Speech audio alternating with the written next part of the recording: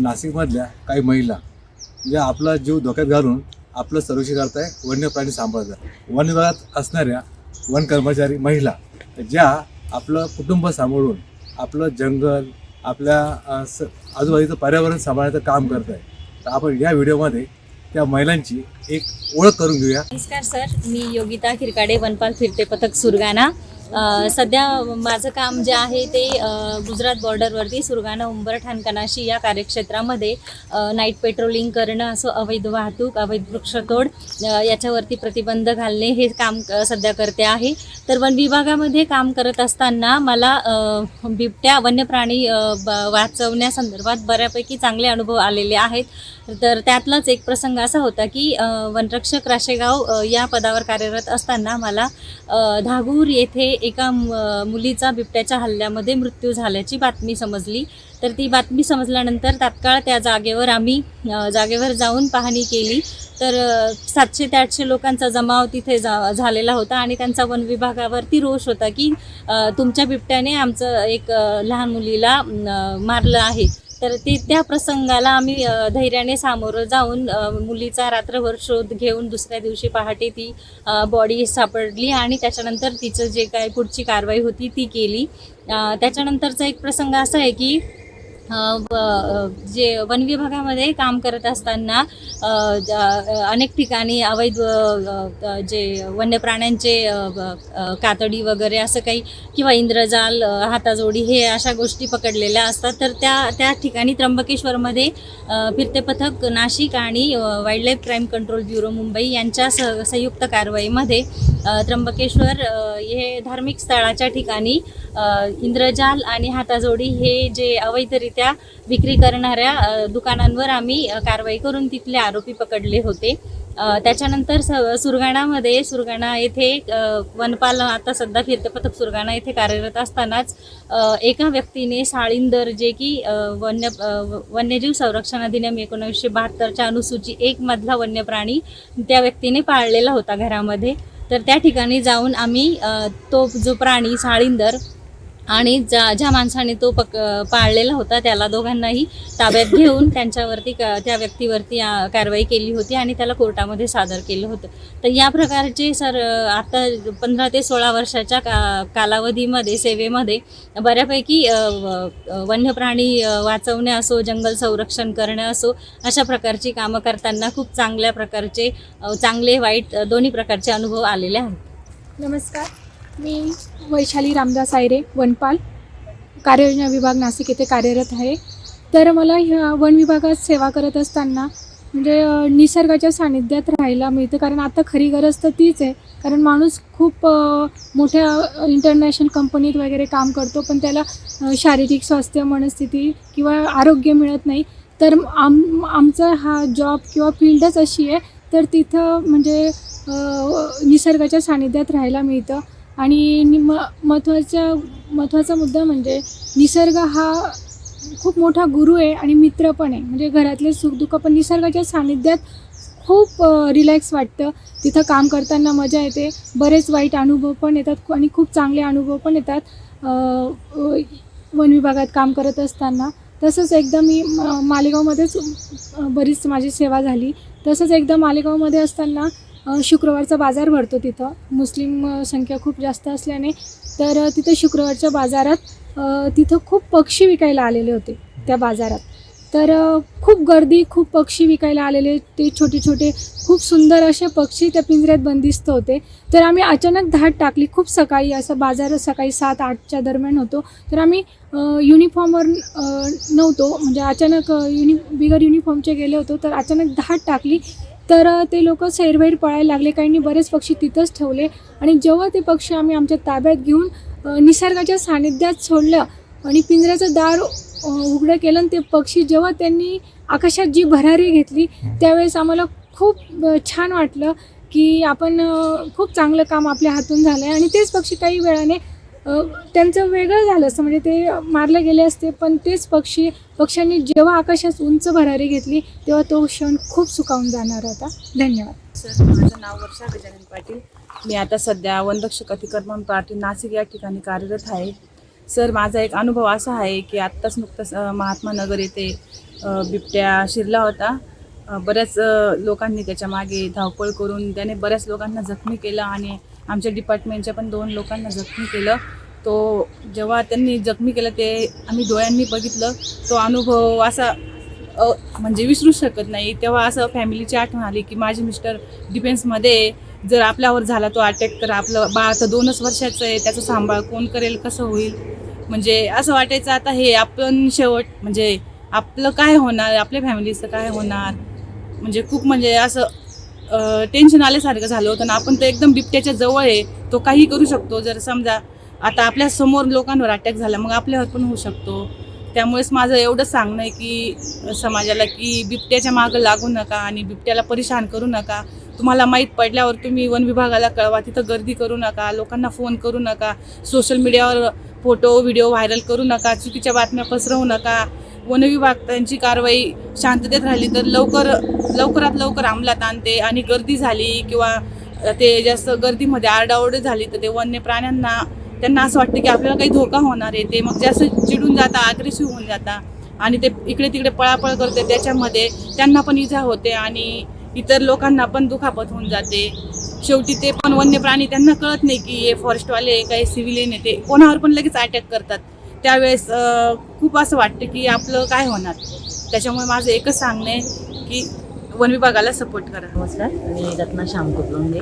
मी वनरक्षक म्हणून बारी प्रादेशिक वनक्षेत्रात 7 वर्ष काम केलेलं आहे. नंतर त्र्यंबके वनक्षेत्रात 4 वर्ष काम केलेलं आहे. आता मी सध्या कार्यरत वर्किंग प्लॅन वनरक्षक म्हणून काम करते आहे.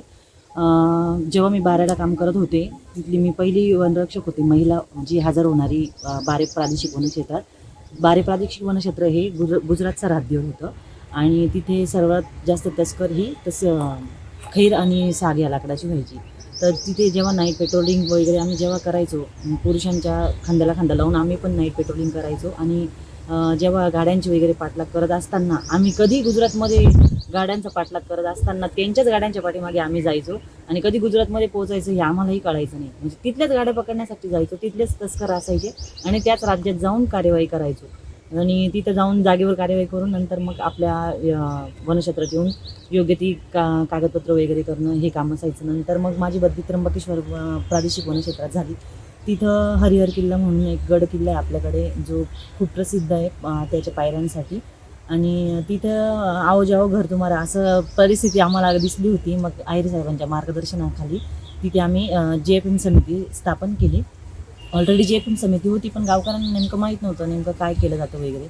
मग आहिरे साहेब आणि आम्ही झोपळे भाऊसाहेब वगैरे यांच्या मदतीने तिथं JFM समिती स्थापन करून गावाला JFM काय असतं नेमकं, याच्यातला फायदा कसा असतो गावाचा किंवा त्यामध्ये काय काम केलं जातं हे आम्ही अभ्यासलं आणि नंतर गावाला त्याचा फायदा करून दिला आणि तिथं मग तिकीट वगैरे आकारणी सुरू झाली. त्यात ज्या काही शुल्क जमा होतं त्याच्यात गावकऱ्यांना जे उपयोगी वस्तू आहे जसं TV आहे, मंडप आहे, सभा मंडप आहे, गावाला आवश्यक काय आहे त्या वस्तू देऊन गावकऱ्यांचा JFM बद्दल मत आम्ही बदललं आणि त्याच गावाचं मार्गदर्शन खाली तिथे नंतर त्र्यंबक पहिने, अंबई, दुगारवाडी या समित्यांनीही त्याचं मार्गदर्शन घेऊन काम केलं आणि त्या समितीला काम करताना जिल्हास्तरीय संत तुकाराम वनग्राम पुरस्कारही जाहीर झालेला होता.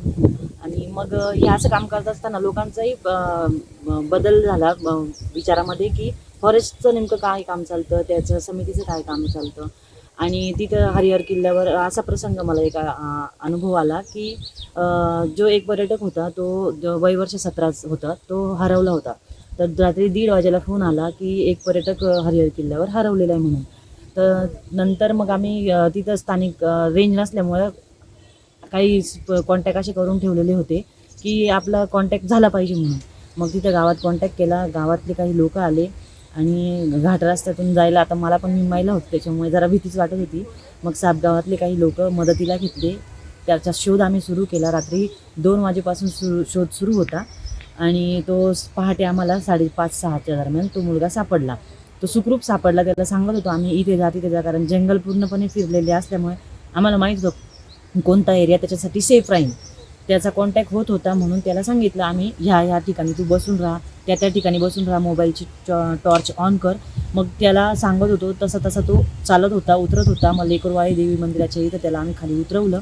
तो सापडला, त्याला सुखरूप पोलीस स्टेशनला नेऊन दिलं आणि त्याच्या आईवडिलांना तिथं बोलवलं. ते होते मुंबईचे, ते तिथं सकाळी आले, त्याला आईवडिलांच्या ताब्यात दिलं आणि तिथून त्या प्रकरणातून आमचीही सुटका झाली असं मला वाटलं. पण तो प्रसंग करत असताना, त्याला शोधत असताना माझ्या स्वतःच्याही पॅन्टमध्ये एक सरडा गेला होता.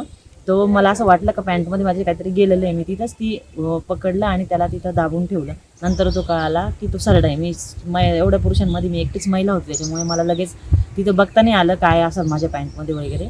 नंतर 4 पावलं पुढे चालत असताना माझे जे सहकारी होते दिवे म्हणून, त्यांच्याही पॅन्टमध्ये बेडूक गेलेलं होतं. मग त्यांनाही समजलं. पण मग आता त्यावेळी असं वाटलं की नेमकं जर साप वगैरे असतात, विषारी असतात, आपल्याला काही झालं असतं तर आपलं लेकर बाळांचं कसं काय. म्हणजे असे प्रसंग भरपूर आहे. एका गाडीचा पाठलाग करत असताना आमची गाडी पलटी झाली होती. त्या गाडीतून, त्या प्रसंगातूनही आम्ही वाचलेलो आहे. तोही मुद्देमाल जमा केला आणि शासन जमा केला. आणि असे खूप काही प्रसंग आहे जे महिलांना फॉरेस्ट डिपार्टमेंटमध्ये काम करत असताना आव्हानात्मक आहे. आणि पण एक शिकायलाही खूप मिळतं. जसं वनस्पतींची माहिती असेल, हरिहर किल्ल्यावर जी अंजनेरी गडावर मिळते खारफुटी म्हणून वनस्पती, जिला कंदील प्लांट म्हटलं जातं, जिचा आकार कंदिलासारखा असतो. तर कांबळे सर एक त्र्यंबकेश्वरला जे वनस्पती शास्त्रज्ञ आहे त्यांच्या मदतीने आम्ही हरिहर आणि ओतवड किल्ल्याची पाहणी केली असताना तिथं ही कंदील जी वनस्पती ती आम्हाला मिळून आली होती. म्हणजे काही वन विभागात काम करताना वनस्पतींची माहिती मिळते. वेगवेगळे झाडं, पानं, फुलं, आकार, पशु पक्षी, म्हणजे आळ्यांचे सुद्धा लाखो प्रकार आहे. आणि ते कसं घडतं, फुलपाखरू कसं तयार होतं, मधमाशी कशी तयार होते, हे सगळं आम्हाला जवळून बघायला मिळतं. ट्रॅप कॅमेरावर जर बघितला तर प्राण्यांच्या हालचाली, कसं प्राणी कधी काय आळस देणं, हे सुद्धा आम्हाला त्या पक्षातून कळतं. आणि एक हरिहर किल्ल्यावर आम्हाला एक विशेष पाल दिसली होती. त्या पालीचं नाव मला आता आठवत नाही, टायगर फेस म्हणून काहीतरी पाल आहे, ती पण आम्ही तिथं बघितली होती. आणि एक अनिश परदेसी म्हणून आहे, ते गडकिल्ल्यांचं आणि खूप छान काम करतात, त्यांच्यासोबत मी ते बघितलं होतं. परत एक सेमल नावाचं झाड आहे, ते फक्त शिमलामध्ये आढळतं. ते आम्हाला तिथं ओतवडच्या खाली किल्ल्याच्या पायथ्याशी ते झाड दिसलं होतं. म्हणजे तिथलीही एक वेळ अशी असेल की आपल्याकडेही ते शिमलाचं वातावरण नाशिक जिल्ह्याला कदाचित असेल म्हणून ही वनस्पती इथं जगून होती. आणि नाशिक जिल्ह्याचं तापमान जसं बदलत गेलं तसं कदाचित ह्या वनस्पती नष्ट झालेल्या असणार. म्हणजे जे शिमलात वातावरण होतं ते नाशिकमध्ये असावं असं मला या वनस्पतींकडे बघून वाटतं. बस एवढंच बोलेल. थँक्यू, धन्यवाद. नमस्कार, मी रेखा सोमा चौधरी, वनरक्षक ओझरखेड रोपवाटिका आता सध्या कार्यरत आहे. मी 2020-21मध्ये उमराळ्याला असताना एक बिबट्याच्या बाबतचा प्रसंग सांगते. एका वेळेस असंच एका पडीक घरामध्ये बिबट्या घुसलेला होता आणि लोकांनी मला माहिती दिली का पडीक घरामध्ये बिबट्या शिरलेला आहे, मॅडम तुम्ही त्वरित या. मी 20 मिनिटाच्या आत तिथं पोहोचले, पण त्यावेळेस बघितल्यानंतर लोक म्हटले की नाही, ह्या घरातून बिबट्या पळून गेलेला आहे. मग मी माझ्या वरिष्ठांना कळवलं, वरिष्ठ पण माझ्यासोबत आले, वनपाल वनरक्षक सोबत आले. आणि मग आमचं ठरलं का इथं पिंजरा लावायचा, पण ऑलरेडी लोकांनी त्या घराला काट्यांनी पॅक केलेलं होतं. मग म्हटलं ठीक आहे, काटे वगैरे काढून आपण तिथं पिंजरा प्लेस करू. मग तो प्लेस करत असताना जेव्हा आम्ही काट्या काढत होतो त्यावेळेस अचानक घरामधून बिबट्या आला. म्हणजे तो बिबट्या कदाचित आजारी असावा किंवा जखमी असावा, त्यामुळं तो फिरून परत त्याच्या सेफ्टीसाठी तो पडीत घरामध्ये त्याचा रहिवास असावा. तर मग त्यावेळेस अचानक आम्ही म्हणजे अनभिज्ञ होतो का त्या घरामध्ये बिबट्या नाही आहे आणि आपल्याला इथं फक्त पिंजरा प्लेस करायचा आहे. तर तो आम्ही लावण्याच्या याच्यामध्ये मग त्या काट्या काढताना अचानक बिबट्यांनी डरकाळी फोडली आमच्यावरती आणि म्हणजे हे केलं. पण मग आम्ही सावध असल्यामुळं सगळ्यांनी लांब उड्या घेतल्या आणि बिबट्या तिथून पळून गेला. त्याच्यानंतर मग असंच नंतर त्याला रेस्क्यू करायचं ठरलं. रेस्क्यू करताना बऱ्याच गोष्टी म्हणजे त्या घराला दरवाजा नसल्यामुळे पत्र्याने पॅक करणं, चारी बाजूनी त्याचं हे करणं आणि त्या घराला पडीत घर असल्यामुळं भरपूर त्याच्यावरती माशांचे पोळं वगैरे होते.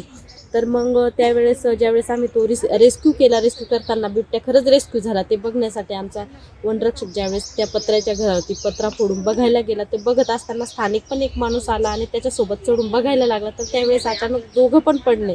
त्यावेळेस रेस्क्यू करताना म्हणजे माझं एवढं बारीक लक्ष होते की आपले कर्मचारी आतमध्ये पडले तर नको आपल्या कर्मचाऱ्यांवर हल्ला व्हायला. मग त्यावेळेस मी इतकी जोरात ओरडली ना, तर आजूबाजूचे परिसर जे बघ्यांची गर्दी होती तर ती कमीत कमी 2 ते 3 किलोमीटर लांब पळून गेली माझ्या आवाजाला बघूनच की काय झालं.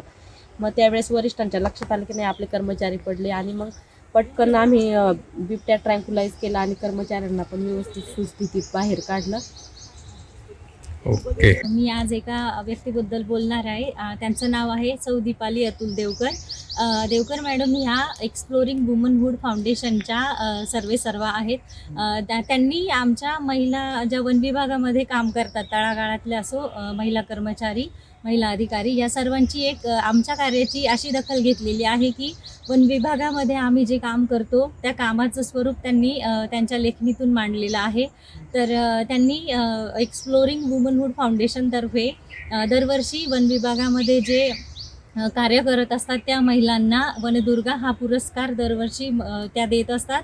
आणि त्याच अनुषंगाने त्यांनी मागच्या 2025 या वर्षामध्ये वुमन्स रेंजर म्हणून भारतातील 14 महिलांचं कार्य त्यांनी त्यांच्या लेखणीतून एका पुस्तक रूपामध्ये मांडलेलं आहे, ज्यामध्ये देशभरातील वेगळ्या वेगळ्या राज्यामधील 14 महिला अधिकारी कर्मचारी यांनी त्यांचे प्रसंग त्यांना अनुभव कथन केले आणि त्यांनी ते त्यांच्या पुस्तकरूपी याच्यामध्ये लेखणीतून मांडले. आणि सदर पुस्तकाचं प्रकाशन हे त्यांनी अबुधाबी, दुबई येथे प्रकाशित केलेले आहे. तर सौ दीपाली अतुल देवकर मॅडम यांना आमच्या वन विभागातील महिला अधिकारी कर्मचारी यांच्याकडून खूप खूप धन्यवाद की मॅडम तुम्ही आमच्या कार्याची दखल एवढी जागतिक स्तरावरती घेतलेली आहे आणि वन विभागातील महिला अधिकारी कर्मचारी यांना एका वेगळ्या उंचीवर नेऊन ठेवलेलं आहे. त्याबद्दल दीपाली देवकर मॅडम यांचे मनापासून खूप खूप आभार आणि थँक्यू. ओके.